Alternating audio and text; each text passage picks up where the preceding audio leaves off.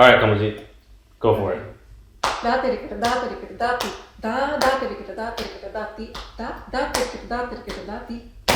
baat. Very nice. Very good.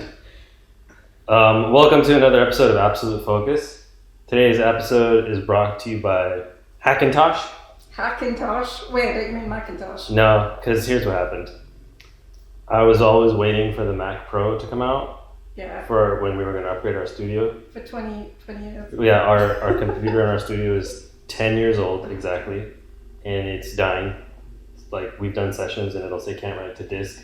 Wow. And then while we're doing the most amazing take for the most amazing film, and then it'll just die. Yeah. So the Mac Pro comes out, and I can't afford that. The cheap version. I thought it would be like $2 or $3 grand, and I was like, okay, I only buy these once every 10 years, so I can do that. It's all good. It's like $6 grand, and of course, you know, we do like 4K footage of our concerts, and like this podcast, and like you need disk space, we need more RAM, so of course, and then you need a monitor, and then the monitor stand is $1,000. Like I can't afford that Mac Pro. Man, we need to buy diapers. We can't be buying all that stuff. Yeah. So I went down the route of buying my own components, and it's about 80% built, and I'm going to be installing macOS Mojave on it, and it will become a Hackintosh. Like a giant jigsaw. And according to the benchmarks, it should exceed a 14-core iMac Pro with 64 gigs of RAM. And it was like way more than half off. That's pretty good for a giant jigsaw puzzle. Yeah, so today, thank you for sponsoring us, Hackintosh hackers. Thank you. So we got... Big up the geeks! Yeah, man, they're helping me. I love geeks in this. So we have an awesome guest today. He's a close friend of ours. He's like one of the nicest people on the planet, which for a musician, you should have a little... He's a very, very nice musician. You should have a little bit of ego. You should be a little bit of an a-hole, I think. But this guy's a bit too nice. He's an amazing tabla player. He's a disciple of Pandit Ji. He is a music educator. Right? He runs schools and teaches at other institutions all over. He's performed all over the world. He has played music for films. So we really thank him for being here. Welcome, Miles Shrewsbery. Yay! Thank you. Thank you for having me. It's been way too long, so I'm excited to catch up with you guys. So why don't you tell us how you got started into like Indian music? Yeah. Pretty broad question. Yeah. Just talk for an hour. We'll be back later. No, it's funny. There's a little story with it. So I grew up playing drums around 7th grade or so. Just got super enamored with drums, and it was first like drumline, and then from drumline I went into like jazz and drum set and all sorts of other stuff, music-wise. But then I remember I was 16. I remember the exact moment. I was a guitar player. It was a friend of mine, and it was in Riverside because I grew up in Riverside, so really close to you guys. And he was like, man, you gotta check this out. I put in this cassette, and it was Ali Akbar Khan. And we went around a corner. I remember where it was and what the corner looked like. And it just like hit me like a lightning bolt. It was like, wow, I have to do this music. And do you remember what was being played? No, I don't remember, but I do remember it was the signature series. You know, the Ali Akbar Khan's signature series. Yeah. I don't remember which rag it was.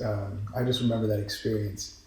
And then, and it wasn't even, it was like, it was a short alap going into a composition. And I went home and I told my parents right away, I have to do Hindustani music. I have to do tabla. My parents were like, ta what? Yeah. What are you talking about? Tabla. Yeah, tabla. Tablet.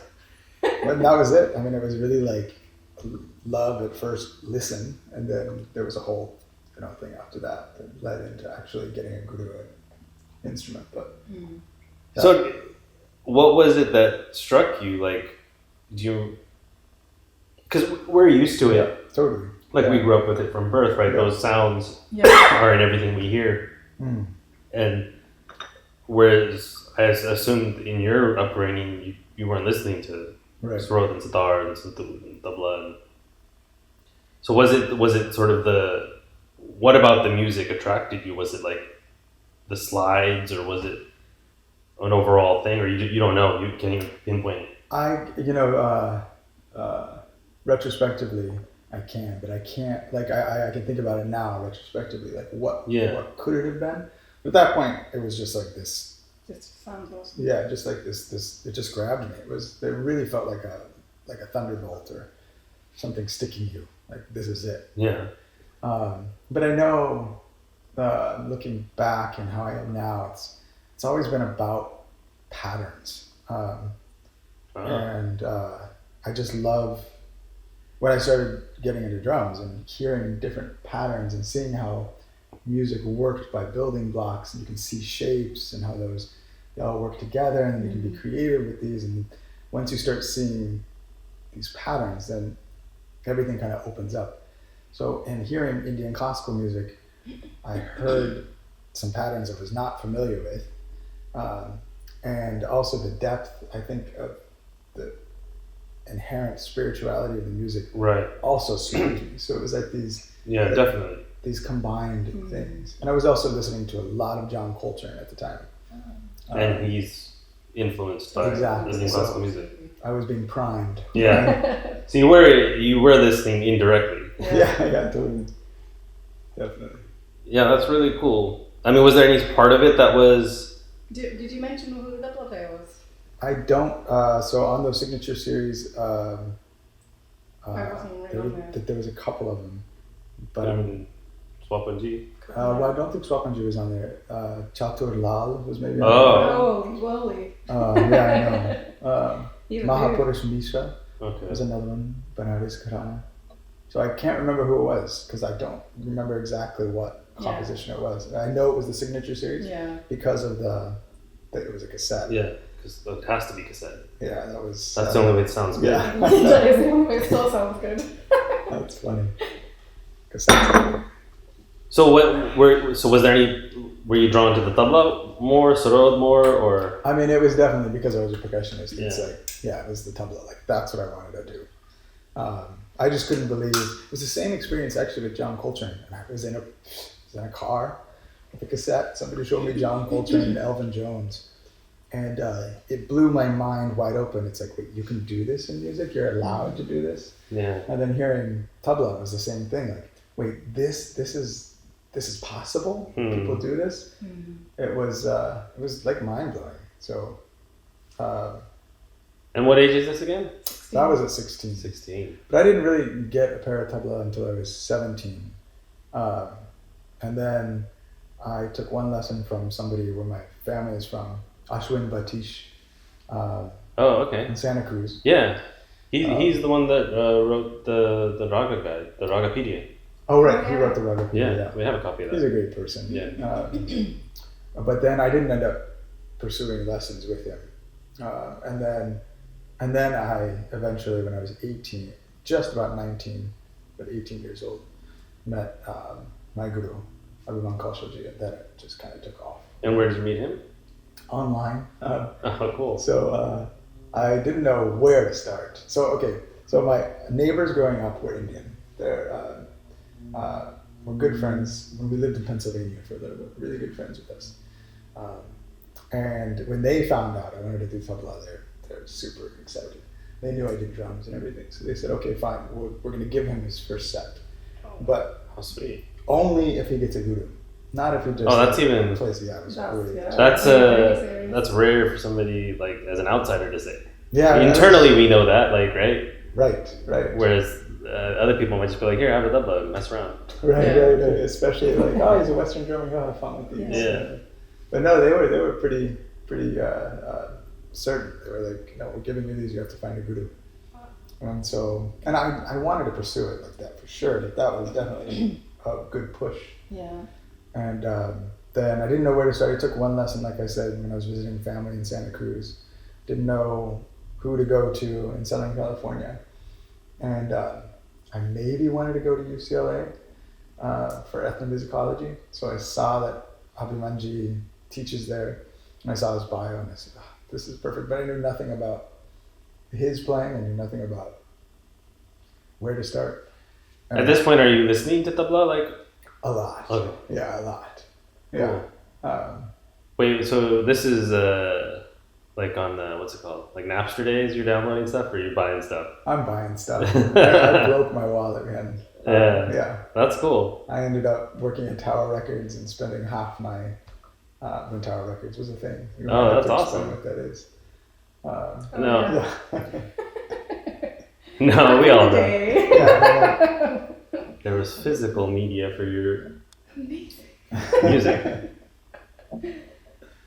yeah. So I was just listening, and then I felt so lucky to find Anumanji, because you stumble across somebody as amazing as him and a great teacher. It's like I just got lucky. I mean, Yeah. Yeah, it's hard to find combinations like that. Yeah, I mean, there's so many people that end up finding teachers, but don't put them in the right direction. And from the beginning, you really, it was amazing. Yeah. Yeah, you're really lucky. Like how? So how did you? To go to UCLA? So I studied with him for.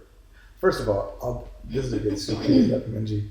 I was paying for lessons by myself because I was going to Cal State Long Beach actually, and I was going to Cal State Long Beach and working a job, and so I was able to go. First, I went to lessons.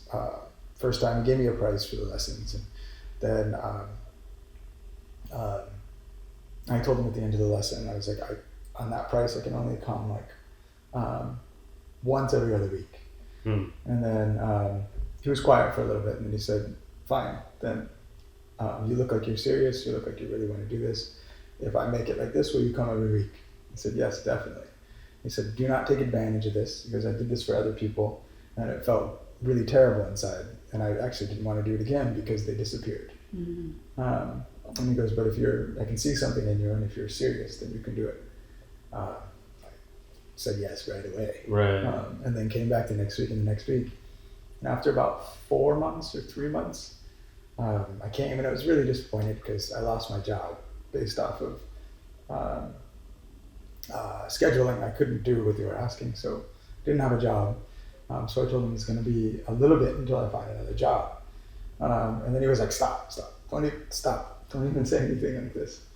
So we had the lesson, and then he took me out to Denny's. It was one of his favorite restaurants at the time.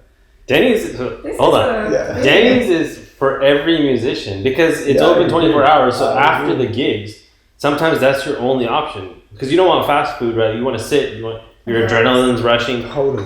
Every musician, like I don't know about in the Western world, but Indian classical musicians, you go to Denny's after gigs because sometimes it's late and the other restaurants aren't open. Like Right. Denny's is a musician's thing. It's an Indian classical institution. I like that you say that. Because not a lot of people understand what it's like Denny's. Like, it rings true in my heart. I don't go anymore. Dude, I can't tell you how many after gigs you'd go to Denny's because especially for private mehfils, right? It's not in a concert hall where it's like finished from 7 to 9 or something. No, these are concerts that like started at 11 p.m. and you came back at 3:30 a.m., 4 a.m., 5 a.m., whatever, and you had your only option for dinner or breakfast, however you look at it, was Denny's. Yeah, and it's a beautiful option. Yeah. All right. They're not sponsoring this, right? Maybe, dude, I should talk to them. Okay, we stopped. We sidetracked. Yeah, he took you to Denny's. I love it. He took me to Denny's. We mentioned how great Denny's was. Yeah. So, and then I went to go pay for it because that's what you do. Yeah, respectful. You're good. So hold on, pause for a second. Did you have the money for it? No. At this point, is he your guru or is he just some guy that's like a music teacher? So interesting, man. He was because like I didn't call him guru. Abhimanji was amazing with this. He never told me, okay, now you have to do pranam. Now you have to call me guru. You have to put G after my name. He did none of that. Yeah. In the beginning, he said, call me Abhi. And so it's totally non-assuming. But he saw that I wanted to learn, so he kept inviting me to different functions. And he wanted to show me what the context, the cultural context and feeling was, rather than tell me. But that's through your power of observation, Yes, not him. Right, but he wanted to see if that was, if I was capable of that. Like now, I can see what he was doing. And I've talked to him about it, and I've seen him with other students. It's like he doesn't, especially Western students, he has a lot of them. Yeah, see Riverside. You can't just be like, yo, I'm an Ustad. Hey, but some I've seen teachers do that, and that's part of their teaching method, which also has certain validation to it. But he just didn't do that, and so at that point, when I lost my job, he was still Abhiman. Okay. I didn't call him Guruji. Didn't even call him Abhimanji at that time. Right. And but there was deep reverence. Like it was definitely a deep relationship. Yeah. And I had music teachers in the past that were also huge guides and that, so I had a certain context for it. But then he said, after I went to pay for it, and then he paid for it, and then I said goodbye, and he goes, okay, so from now on out, come every week, and let's never speak of money again. And that was kind of the start of even a deeper part of our relationship. Oh yeah. Where money was not exchanged. It was just like he was. Did you get it at that point, or were you just like, huh? No, I got it. Okay. Yeah. I was deeply invested. Okay. And it's just beautiful to see, like, he's throwing his heart out too. Like, it's like we both dove into a relationship. Yeah, and then the relationship with your guru or ustad, however you phrase it, is one of the most intimate relationships in the world, like ever. Right? Like it's on par. Like it's a love that's as strong or sometimes stronger than love for your parents, spouse. What I mean, children. But I mean, it's right. Like it's different, but it's strong, and it's so, which I don't know how it is in the West, because I never had like a Western music teacher, but it can be. Yeah. But it's not built into the. It's not built into the system. Right. Yeah. It's like, hey, that's Mr. Miles. He's my teacher. Something like that, right? I mean, you look at like because jazz was so huge in my world for a long time. And you look at like some of those. It's not guru level, but it's like mentorship level. Yeah. Like, where Miles Davis goes to New York just to find Dizzy and becomes like a complete disciple of Dizzy and Bird and like that. It's a deep mentorship that goes beyond just a teacher, but it's still not the guru shisha relationship. Yeah, it's its own thing. Yeah, it's pretty special, and sometimes people don't get it, like outsiders. Right. Oh yeah, so it's hard. It's kind of weird. No, like you had that story where if Ustad comes, all your friends are just like, where's jazz gone for the last week? Yeah, so especially in my teenage years, like you're in high school or whatever, and you have schedules, like you have to do this group project, and you have to do tennis or whatever your other nonsense. Yeah, other nonsense. But like if Ustad was in town, like nothing, like was on par with that. So like Well, when did you meet Ustad? I met him when I was 6. Oh wow. Yeah, and then I think I became a disciple when I was 9. Wow. And then my dad had met him in 77. So 3 years before I was born. Wow. And they developed a relationship like around then. I didn't know that's how long. Yeah. Wow. But yeah, like so if he was in town, and so I've been in arguments with friends, because if he was in town for like a couple of days, like big deal, nobody's gonna notice. But if he was in town for like 3 weeks, and then like they didn't get it. Yeah, totally. I mean, I remember failed relationships because they don't get it. I was supposed to hang out with a girlfriend at UCLA, and Abhimanji called and said, "Hey, I have a free Friday night. Why don't you come down and say bye and drop everything and go down?" And that's just that's what it takes, and you never know what you're going to get from your Guruji, right? At the time, either they could give you, if you don't go, you might not get this gem. Yeah. What they're thinking at that point. Yeah. Yeah, and then you don't know. I don't even think they know when they're going to get the. Right. Yeah. like the inspiration to teach or whatever, and it comes out of nowhere sometimes. Like I think I've mentioned this I've had amazing lessons at Carl's Jr. Yeah, totally. Like I crazy lessons at Carl's Jr. I've had great lessons driving with my Guruji. Yeah, driving is I think I told this story on the podcast before, but there was it was raining like hard, and I just gotten my license or whatever, and I'm driving a Ustad, and then the wipers are on a certain speed, and it's going like duck duck duck duck duck duck, and then he's like, "What is that?" And I go, "I think it's fives, like duck duck duck duck duck duck duck duck duck duck." Duck, duck. It starts raining harder. I need to turn my wipers on to go faster. I mean, higher to go faster. Like, I don't do it because I just go to the right lane and slow down, and like just so because then he just started going crazy in fives. Oh my gosh! Yeah. So driving. Yeah. These are all things that I don't know. I don't know how because I only know this world, right? Yeah. But you maybe you have experience in both worlds, but like. It's different, right? Like the gems come in situations like this, like at restaurants or at food. Like food is a big factor. Driving, sometimes you can put on a good recording in the car, and then that'll trigger them. Sometimes you can put a bad recording in the car, and then just be like, "What is he doing? He should have done boom, boom, boom, boom, boom." And then like that's a lesson. Right. The most important lessons do not happen in front of the tabla, I think. I totally agree. I mean, it happens spending time with your guru. Yeah.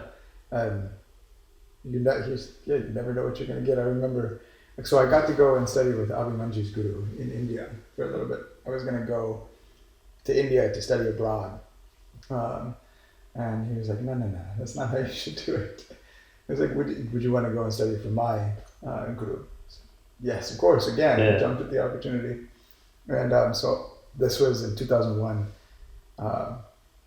So his late guru was Pandit Nandakumar Padlavande, and he was the tabla professor at the Government College of Music in Hyderabad, but also a senior disciple of Ustad Sheikh Daud Khan Sahib. And that was Abhimanju's main guru. Right. So after Sheikh Daud Khan Sahib got sick, Abhimanju went to Nandakumarji. So I studied with Nandakumarji.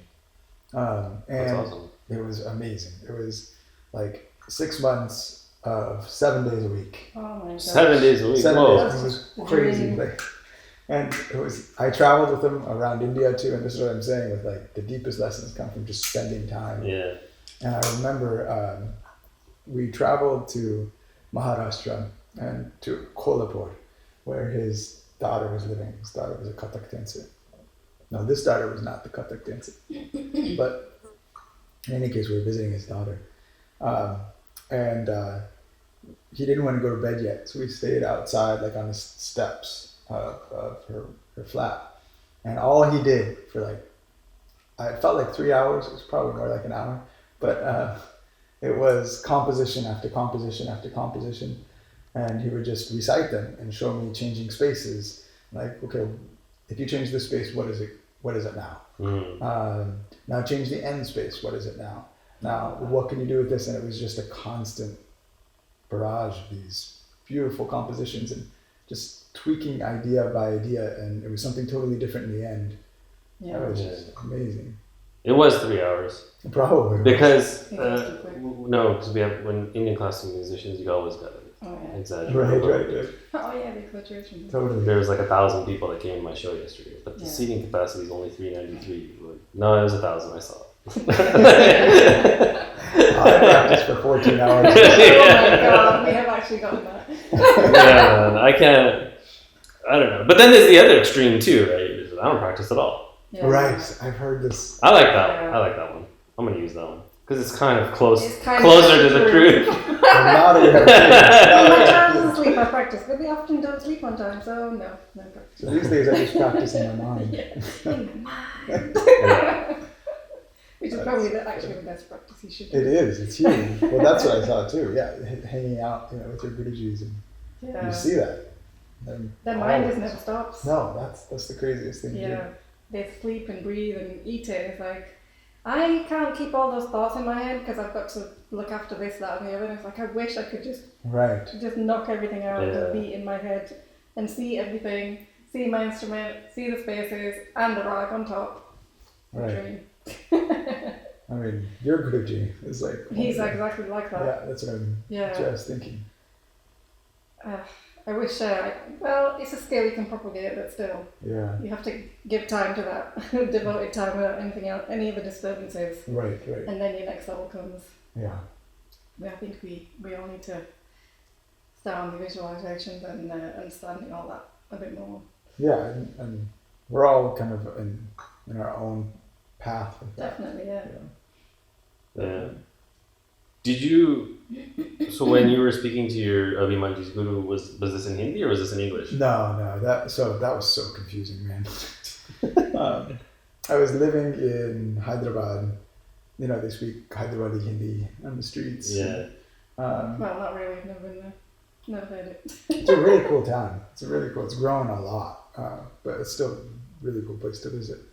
But then I was living with a family who spoke Telugu only. Oh no. And then he's Marathi, so when I would go to... He spoke Marathi? Yeah. Marathi was I was so confused, man. I was just thinking, I can't do Indian language. I can't do this. I can't get it. Because I was getting 3 different...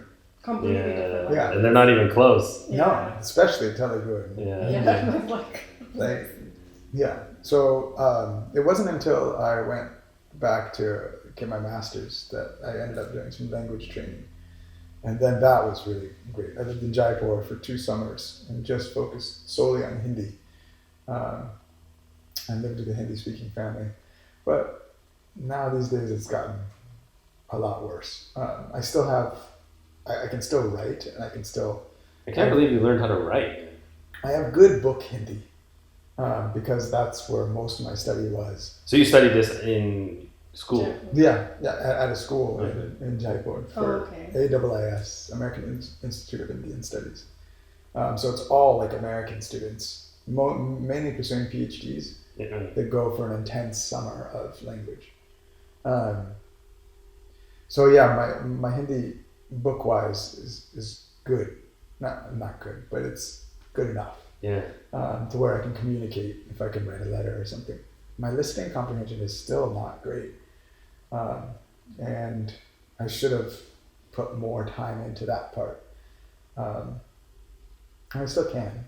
Yeah, I think it'll come back. Yeah. When I think just go on YouTube and watch interviews. More and more. That's what I've been doing. Arvind Parak. Yeah, we watch that all the time. Isn't that He's the awesome? coolest one. I've actually been to Arvind's house. She's been to his house. And spent some time with him in Bombay. He is the sweetest, He coolest seems like old gentleman. Yeah, he seems like, and he gets along so well with every musician. Yeah, he does. And he's able to ask the right questions to get them inspired. Exactly, and he's a musician, but he's also a businessman, so Right. he knows how to ask the correct questions in the correct way. Yeah. And it's not just all fluff and over the top, and he tries to get them to the point. Right, yeah, that's true too. He'll guide him back. So Yeah, he's amazing. His daughter's lovely as well. Wow. And I love those interview series. I really Yeah. check them out, actually. And then now he's doing... So apparently he's been involved in this like for a long time. Like where he would do these things at colleges and like...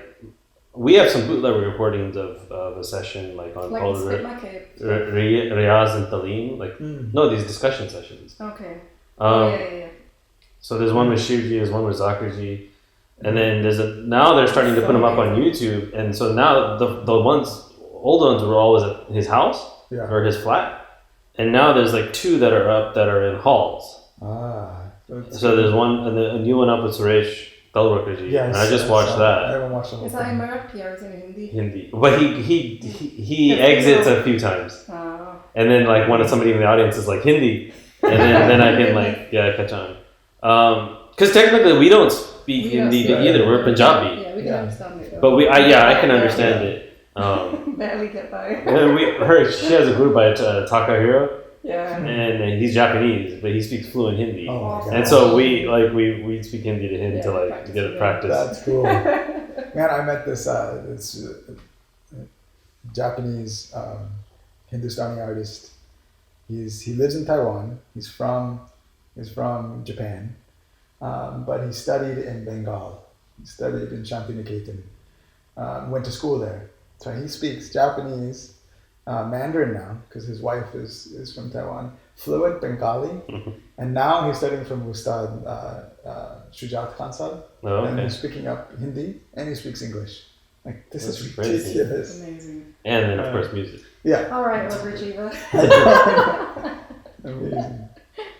So, how did you like? Where did the desire for the ethnomusicology degrees come from? Was it just a way to like do more music? I was required to get a degree. By my parents. And it was good. But sometimes I wish I could have just practiced. Yeah. But I wonder what would have developed. Did you have to like write a thesis or something? Or? So I did my undergrad at UCLA, and that doesn't require a thesis or anything. But then the masters. I actually went on tour after that for a long time with an American kirtan artist, Dave Stringer. Okay. So we started going around like all the U.S. and then he does like European tours and. Then I kind of grew tired of that scene and I felt like I was really far away from Indian classical music. So going back to get a master's, or I was going to do the PhD, was a way to kind of steer myself back into practicing and thinking about Indian classical music. But then I stopped the master's because I realized I couldn't really practice in that pursuit. Like you've really got to be a researcher, academic, and practice was everything. So eventually I stopped and started pursuing just teaching and performance in my own career. That's cool, man. But I did get to do a really cool thesis. Oh, really? My master's, I got to go to Hyderabad and I did a whole thing on tabla in Hyderabad. That was the coolest part of my master's. I got to sit and interview Shabir Nisar, which is Sheikh Dal Khan's son. Right. And I just got to spend like days with him, just interviewing. And at that point, my Hindi was okay, because I just got finished with another 3-month stint. So, I felt it was really cool. And I wrote like a 40-page paper on the history of tabla in Hyderabad based off of Dal Khan Saab's life. Like he was the central figure that illustrated this history. Wow. That was amazing. I put it online on my website. Oh, okay. And I get, every once in a while, people from India, they email me questions. It's like, I don't know more than I wrote, so I'm sorry. That's cool. Yeah, that's really cool. So you're in a unique sort of position in that your Guruji's like here. Yeah. So Kamaljeet and I don't have that luxury. Like Totally. we have to go. Well, at least you have the luxury of Ustad coming maybe 2 or 3 times a year. Yeah. I've got to go to India when he's free. Right, I remember when we first were trying to book you guys at that bite-up I was doing, and you're like, well, it depends on... It depends on, That's cool, though. I mean, that he's making time for that. I mean, Yeah. So cool, but you just thirst to just see them all the time. Yeah. It's a bit too much. We had a couple extra trips in Japan. Those were better than the India trips because he is with you. Yeah. Right, he probably doesn't have all other people coming. Yeah, so we're with him all day. No meetings, just music, food, rest, sleep, music, food. That's the best. Oh, it's so good. Yeah, it's the best. Music and food go together so well. So well, and he eats so well, so we had best of all worlds. Oh, that's amazing. So, you play for films too, right? I have. Yeah. There was a period I was really lucky because a friend of mine was a ghostwriter for Harry Gregson Williams, and then he actually became his assistant. But I was right around the corner at that point from his house in the studio, and my good friend was there, so I was being called a lot to do that. That was just a period, I would say, because after he started doing his own stuff, my friend, I didn't get as much work. And I realized it's all like who you know. Yeah, that's because exactly. Harry Gregson's Williams, all of his friends were the ones being hired. Not necessarily like the greatest musicians, but they knew what he wanted. Yeah. Yeah, I mean, there's a couple of like 2 or 3 composers that we work with that give us regular work. Right. But it's hard to break in, with new composers, Right. Unless they're specifically. I think it's harder for tabla because we're a dime a dozen. Right. Right. You can, and especially like in the film world, they don't care what gharana you're from, right? Totally. They just want textures. Totally. I think it's easier for someone like Kamaljeet, right? Because you have a unique instrument. It is a little easier, but still they just pigeonhole you into this is just an Indian sound, right? Whereas they don't think about the universal picture of all sounds. But yeah, it's a little bit easier, but still. Yeah. Right. They have their filter on their ears. I mean, they look through. I didn't get these gigs because of tabla. I got them because I had a bunch of percussion instruments at that time. And they wanted sounds. Yeah. They're more interested in sounds. And they would call me up and say, hey, do you buy any new instruments? It wasn't really about. Yeah. It wasn't really about. I did a session for Ginger once. Yeah. And she had a guttam in her studio. And like the directors were there. And then she's like, jazz can record on guttam, it'll give you a different texture. And then like I go, I was like, I don't know what it is. Totally. Right? And she's like, they're white. No. And you get 2 session fees. I was like, oh. I play guttam. That's awesome. So yeah, I literally just played tabla on the potluck thing. And then they're like, oh, that's perfect. It works. But that's what they're looking for. They're looking for that sound, and then they're going to cut it up and put it how they want. Yeah. It's funny because I don't know if you get this, but like we definitely do. Like we can say like, oh, we performed, this very difficult raga and this very difficult tal, and like played this craziest tihai ever, and people are like, oh, okay. And then also I played 2 nas for Disney. Yeah. And I'm like, what? You played on a Disney movie? What? That's crazy. These guys are famous, right? Oh man. And then it's this like. People have this misperception that like because we worked on like some Hollywood films or like that we're the, you know what I mean? Oh man, okay, so being like a white American in my family, not knowing anything about Indian classical music, I started getting really close with Ustad Khansan and through UCLA, and was trying to explain to my family up in Santa Cruz, these white surfer guys, and like my uncles mainly, who I looked up to so much, but they just didn't know what I did. They actually played a little guitar and were into like Led Zeppelin, that kind of thing. I was trying to explain to them like who I'm mentoring under, and then Shujaji took me on a couple concerts with my guru, so we're the 2 tabla players for the concerts, and my family just didn't really care. And then I got this gig with Ginger. It's funny you bring it up because I got this gig with Ginger to go play with Cheap Trick. Oh, dude. Okay. You know this gig, right? Yeah. This Vegas? Yep. Yeah. Oh, you took my job. That's how. Oh man, we're gonna have a fight right now. Where did you go? I know. All right. Okay. Go ahead. I mean, I was the 3rd call guy. So then I say that I got this gig with Cheap Trick, who I didn't even really know. And my family freaked out. They're like, that's so cool. Yeah. It's not Shujaji. It's not actually that cool. Yeah, exactly. Yeah. So when I was called for this gig, it was the same situation. Like there was, I was working and it wasn't now where I'm at home and stuff. Like I was working in an actual office and like an actual job and like, I told like he wasn't my boss. He was sort of an external. He ran his own company, but he was consulting with us. And I told us, it's Greg. He's our one white listener, right? The one white listener. And I'm like, there's this Vegas gig, and it's like a 3-month residency, like at Paris, right? Yeah. At Paris, and like I might have to go, like. Yeah. And then he's like, listen. You would tell them that like you'll work remotely. And if they say no, like forget it. I'll hire you and let you work remotely. What? Yeah, okay. and then it turns out Miles stole my job. No, there was. I'm kidding. No, there was another tabla player too, TJ Troy. You know TJ? No, I don't. Great guy. I think, I don't know if he does much tabla anymore. He probably does, but he was Swapanji's student. He's also a great percussionist. He plays like Middle Eastern percussionist.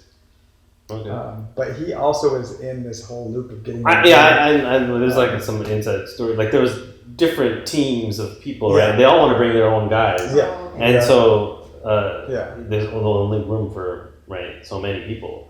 Yeah. So I don't have real hard feelings. I'm just messing around. It was a funny gig. Yeah. So how did you? What was the setup? I forget now because this is must have been like 2008 or 9. 10 years ago. Yeah. This is right when I got married. Yeah. So, which is really good because I didn't have much work at that time. My wife is like, what do they do? Yeah. Why was I a musician? Totally. And then I get that gig. But yeah, it was a funny gig. So it was so Cheap Trick was performing Sgt. Pepper live. Yeah. And they do their set first with all. No, we do Sgt. Pepper live first, and then they do their music. I can't remember which order it was a long time ago, but we would. So there's a whole orchestra and choir behind us, and we have a director. I got in so much. I got in a huge fight with the director, like the first night. The conductor. Oh goodness! Why? Yeah, I'll tell you. So they wheel us out on a platform, a wheeling platform that's like as high as the coffee table. But within the midst of fog. So like there's fog going on, and we get wheeled out, and there's a downpour that goes on. And it was me, Alok Das Gupta, Ginger, and a couple of Alokji students. I think that was playing downpour and stuff. And then the piece is Within Without You. Right. Yeah, which is a really cool piece. But the first night, there was something up with monitors, and we couldn't see visual cues of the conductor. And I could barely see him through the fog, because we did have video monitors out there, and I can barely see him through the fog. And I think his name is Tom, he's the bass player. He was singing the song. And he was tearing with the orchestra a little. And so I had a choice to make as a percussionist and the only rhythm keeper. Do I go with the vocalist or do I stay with the conductor? I chose to go with the vocalist because that's what we do as tabla players, and that's how we're trained. You have to support the main artist. Yeah. And so I went with the vocalist, and because I went with the vocalist, the conductor had to follow us, and he was livid. Afterwards, he came. He laid into me in front of everybody in the green room afterwards. And I went back to him and said, look, I chose to do this, and that's just how I play, and that's the musical choice that I took. And he goes, well, it was the wrong choice, and he ended up stomping off. Oh my goodness. That must have made you nervous as hell, though. So nervous. I mean, I was, very nervous. But then Alokji and Ginger, they both went and talked to him and said, you cannot speak to our musicians like that. And they didn't do that in front of me. They went and pulled him aside. And then he ended up coming back and apologizing. Wow. And we actually became good friends after that. It's funny how the tension in the beginning can actually release certain things about somebody's personality. Or you may have been stressed about totally. Who knows? Yeah, there's all kinds of crazy stories like that. Yeah. But where are you staying, by the way? Did they give you a room, or? Yeah, in Paris. Yeah. They give you a room for 3 months straight? No, so I couldn't do all the gigs. So Justin Dehart, do you know him? It sounds familiar. Swapanji's student, Cal Arts guy. Yeah. Also really great percussionist outside of tabla. Now he teaches at Chapman, I think. No, he moved to New Zealand. He got a gig teaching percussion in New Zealand. Nice. Oh, wow. So anyways, we shared the gig. So I would do 3 weeks, and then he would do a couple weeks, and we'd go back and forth. So cool. I didn't do it straight. It was a long run, right? Yeah. And it was 2 shows a night or something? No, it was 1 show a night. Now I'm questioning if I'm remembering it correctly. But yeah, 1 show a night, 4 shows a week. Was that right? 5 shows a week, something like that. I don't know. It was only 1 song a night. What were you doing? So okay, let me ask you this: is that song Betala? No, it's really difficult because you can't hear it in Tal. Is that what you're asking? So it's been 10 years, right, when they showed me the piece. So I haven't heard it in 10 years, but I mean, this is the Beatles we're talking about, so I'm probably in the minority. But I just remember hearing Din Dao Teka, right? It's going like da din din da da din din da da din din da na din din da na din din da da din. Like I was like, wait, why is there two na din din da? Whatever, I don't remember now. Right. But I remember something going like, that's 20 or like. So what I remember about the piece is that the tabla player plays straight Din Dao, but the piece is not in Din Dao. Yeah. And so you can't. It's like when I was trying to learn it, I couldn't keep Din Dao and like think about these phrases, because a lot of times with those pieces, I'll be able to like memorize it by kind of singing the phrase in my head and playing Din Dao. But you can't do that there because there's no logic to it at all if you base your logic at Din Dao. So Miles is very politely saying that song is wrong as hell. It's true. It's true. It is like children wouldn't make mistakes like that. Okay, so that's where I'm like. So here's my. Alright, if we go back to the 60s, right? We take our DeLorean, gun into 88. We're in the 60s. Right. When this song comes, I think these guys are high in the studio, and they're like, "Hey, tabla player, you guys play something. Oh, that sounds cool. Just put it on top of that song or something." Right. I don't know the origin story. That beat does not go with that song. Well, it does in their mindset. What they're not hearing Din Dao. They're hearing da da da da da da da da da. But that's still okay. But that's what they're hearing, even though it's almost like it's not cycle for them. It's just a it's just a four. It's just a 4-count beat, and they're just hearing those two kind of accents in that 4-count beat. So for them, it does fit. It fits really well. It fits really nice. They don't get that we are in a 16-count. It works in their 4-count, and that's what they hear. So it's been 10 years. Maybe we should listen next time. I remember it being. So yeah, maybe that's why I said like, oh, that's 20, and then that's like 10. And if you listen to the phrase. Yeah. We'll have to check it out again. All right, no, stop talking. The Beatles are awesome. We love them. Yeah. Like, there's no joke about that. Like, we really do. But when I heard that song, I was like, what? I hear you. When I had to learn it, it was the same way. Then it has that Choctaw section in the middle. Yeah. Was it a well-paying gig, or you don't have to give us numbers, but yeah, it was. I mean, for the time. Yeah, because you're doing one song a night. Residents. So it was union scale for a performance, and it was like the base bit of union scale, but for us. Was like food and stuff included? Yeah. So that's a dream, man. 3 months? Man, I mean, it was so hot outside. We never went outside, so all I would do is go and eat. You get to eat VIP at the buffets. Man, the first night you go down there and you load it up. Yeah. And then after that, you're sick. Really figure out how to work these buffets. What did you do when you weren't playing? I practiced so much. In your room? Yeah. It was just a standard room? Yeah, it was just a standard room, and it was actually kind of cool. Like, I don't mind being cooped up, and there was enough companionship, with the gigs and stuff that you could practice and then hang out. It was a nice time. Yeah, that would have been. It would have been awesome. I'm so sad again. You would have had to work. That's true. I would have had to work. Yeah, you would have had to. I would have had to take my laptop and all that stuff and do gigs at night. Right. That's pretty awesome, though. Yeah. It's hard now. We can't do that. Anything. You couldn't do that now, right? No way. My wife could not give me a free pass. Yeah. We have kids now. Yeah. I mean, we've turned down, like, Kamaljeet turned down, like, she got called to Nairobi. Yeah. And it's like, no, we can't. Yeah. We've got no one to watch the children. Yeah. You don't think about music anymore, or full time anyway. So think about the kids first. I've got this amount of time, then I can think about music. He can just go in and out, like he'll be in a meeting, and I can see his fingers going, and he's on the phone. Oh, I multitask. I have two monitors. I have 2 monitors, just so the second one's basically just like YouTube videos. So it's taken me all week. So this new Suresh Stolwork interview that I'm watching is like 2 hours and 40 minutes or whatever. Right. So I mean, I can only do like 30, 40 minutes a day because that's talking. But if it's just playing, then like I can, I just listen or think and play at the highs and make up compositions. Or like. Yeah, I know. You can definitely, like, I try to, get those thoughts in anytime I can. But now the kids know, because my kids are a little older, so now they're like, Papa's doing it. I play games with my kids with it, because now my daughter, she's 7, and she's like, remember that Tihai band? It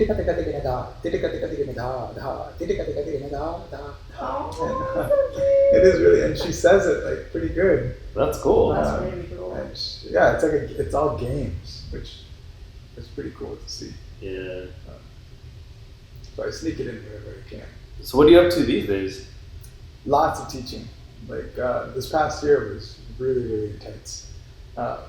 Yeah, I feel like you're teaching at like 45 different institutions.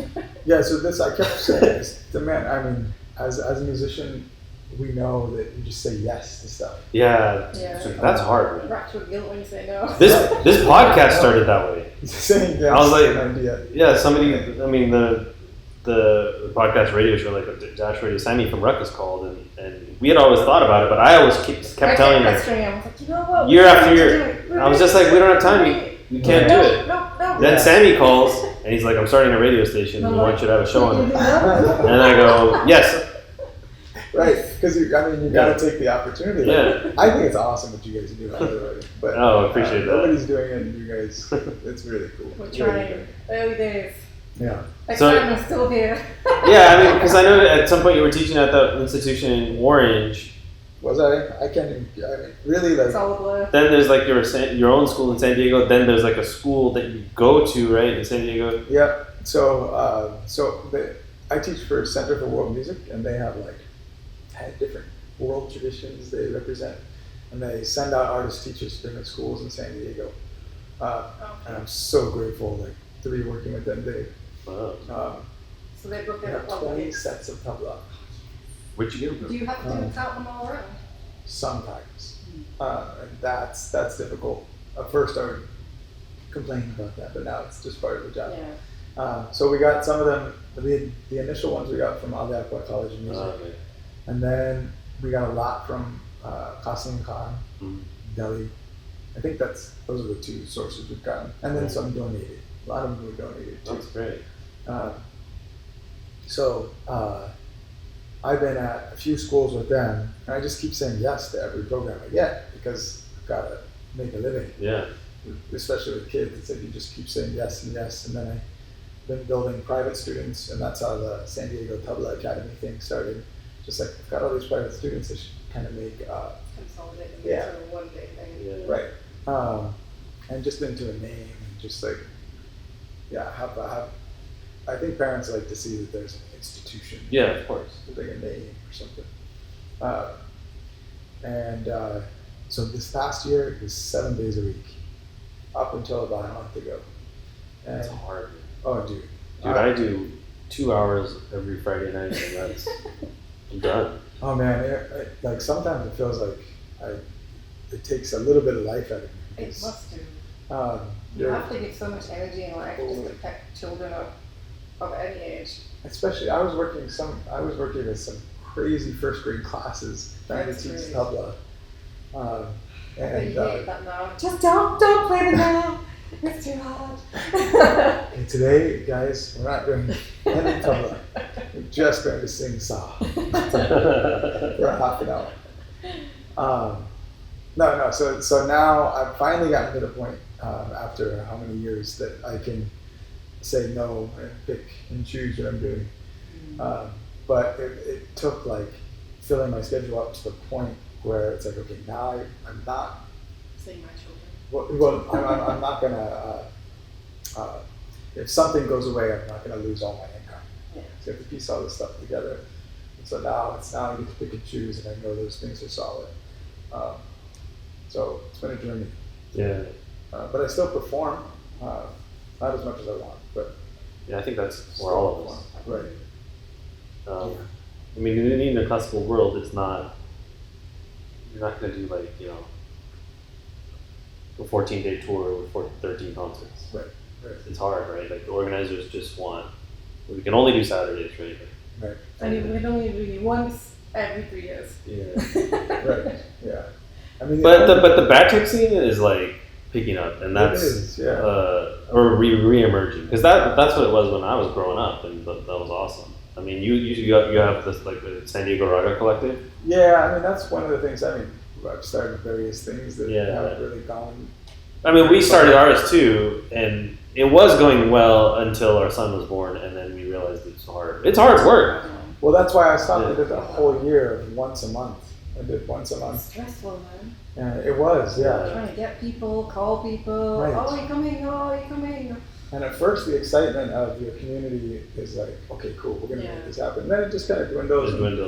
And then I stopped for a while. Then I tried to do another one with Rajiv. Brilliant sitar player. Yeah, we had him on. Yeah, he's a good friend of ours. And I called people. This was last summer, and I thought I had a really good bass. And like 10 people showed up. Like, man. You just don't want to come to say no. It's fine. Just say no, please. That's the most annoying bit. Just like be honest. I know, totally. I know life. There's so many things in life. Just it's fine. I mean, like so. Right. I know. Our first one was Rajiv, right? But it was the first one. Yes. Yeah. And we couldn't. The people wouldn't fit in the room, right? I had to set up an iPhone and I displayed it on the Apple TV here and let the old people sit on this couch. Wow! So we had overflow out the door, and then there was like 60 people in there, about 15, 20 people outside. It was like packed to the brim. And then the second one was half that, and then the third, because the first one it was like this excitement of it's something new, and plus people that I called came because it was jazz, right? Like non-Indian classical music lovers came because they're like, "Oh, jazz is calling us." That's exactly. Like, "Oh, we know his dad. We're friends with his dad, so let's go see what his kids are up to." Okay, now that we've seen that, it's still the music that it's that sitar stuff. Who cares? Right. Yeah, and I feel like people too. They're like, "Oh, he's doing a series now. There's going to be another one. I don't need to go to this one." Yeah. He's going to do it again, so this one doesn't work. It's really hard. Next one. Yeah, and then when our son was born, it was just like it's too much. Yeah. But we want to start it back up. Like we just got to figure out how. Maybe if we just do like a couple a year, like that's something. Yeah, maybe fall. Good number. Yeah, something like that. And then you put a lot of time into it. Yeah. I just haven't done it either because of kids as well. It was fun. We did one. I loved it, man. And It that was a great audience. Concert. Yeah. I used to organize concerts in England before I moved here, so there's always a buzz about people come, because I did all the posters for ours, not for the in England. But just that buzz of creating something and other people feeding off that energy and people who wouldn't even come to these things here. Totally. That was the buzz. I was like, oh yes, we get to create that in England and in America in our own house. It's awesome because that's where it's all informal and you get to learn a lot more than you ever would in a stuffy old concert. Yeah. So it's in that video that we were just watching with like Arvind Bhagat and Suresh Dalwarkar, like they were talking about like that they both started Batik series because like that's where our music is appreciated most. And Suresh Dalwarkar he started reciting the highs that were like Anagat or just before some. Yeah. And he's like, you can't clap at these. And he's like, it's not meant to be played in a hall. He's like, you can't, it's not, he's like, in a hall, you can only get applause, right? Whereas in a backtick, you can say like, va, kya baat, like, kya kehne, like, and it's at certain points, and then that drives where the concert's going to go. Yeah. He said, if I hear a dot at a certain place, then I see that I'm getting reception there, then I'm going to go in that direction. Totally, yeah. Right? He's like, in a hall, I can't even see them. You can't even, I mean, the lights are coming same, down. but whenever we perform at halls, it's hard. Like, we're performing at Northern Simon on 21st. You can't see them. Like, why do I keep doing this? July 20th. You can rely on it. You got it. But anyways, I think we should wrap up that radio show. So, like, where can people find you? I mean, like anybody, online. You know, I'm on Instagram. I've got San Diego Tabla Academy. Search my name. Yeah, everybody should check out Miles Shrewsbery. Like, he's an amazing musician. Thanks.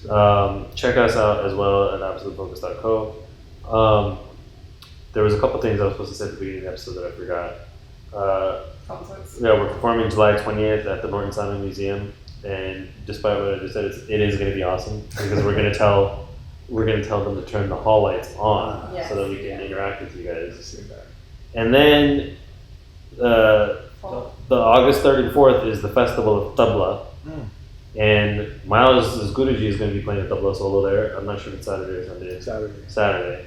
My Guruji is playing on Sunday, and he'll be accompanied by.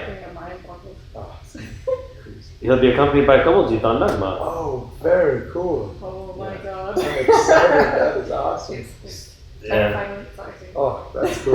So everybody should. The organizers were kind enough to give all our listeners a 20% discount code. So use the discount code Absolute Focus. You get 20% off, and you guys should come both days. It's like going to be the most amazing Indian musical festival ever, and there's free food, probably free chai.